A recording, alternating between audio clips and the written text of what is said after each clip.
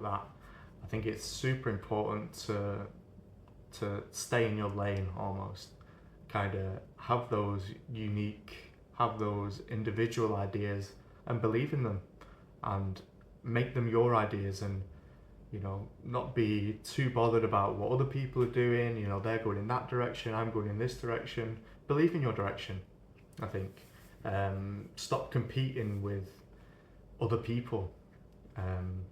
Understand your competitors, but you're not necessarily competing with them. I think you can. Growth is not always visible, especially in terms of if you're in a lull between projects, or if you're in a lull between ideas and you don't know what to aim at.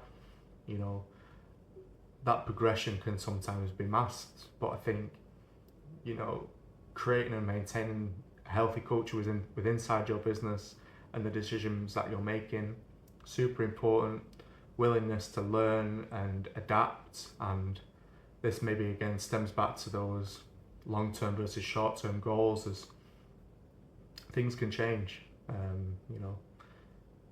Things can change, and then the reason why I'm trying to do these videos is asking yourself the right questions constantly.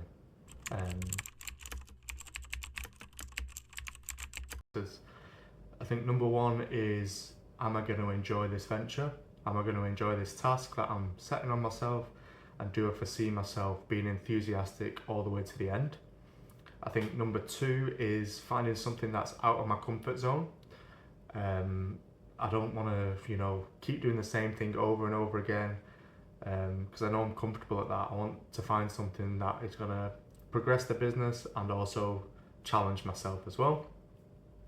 I think I always try and separate my priorities with short-term and long-term goals.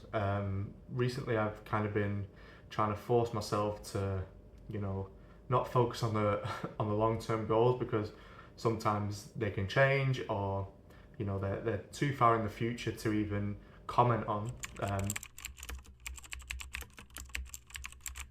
I think one of the ways is definitely, I call it guest feedback, or customer feedback.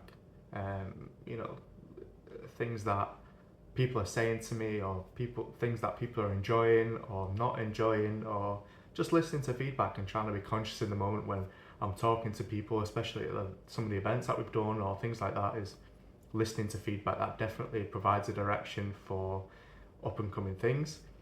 I think opportunities can sometimes be created by myself and the team, whether it's something that we've come up with, that we've been working on, a project or something like that. And sometimes they can just be presented.